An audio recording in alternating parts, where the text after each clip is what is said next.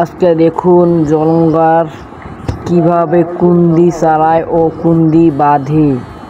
আমি কুন্দি চারা ও বাঁধার ভিডিও দিলাম, এরপরে পাড়া নাগার ভিডিও দিব। আমার কমেন্ট বক্স, আমার প্রোফাইলে যে দেখবেন বা ইউটিউব থেকে দেখলে ইউটিউব চ্যানেলে দেখবেন। আমি এরপরে ভিডিও দিয়ে দিব, পাড়া নাগার ভিডিও পাবেন, কোনো চিন্তা নাই।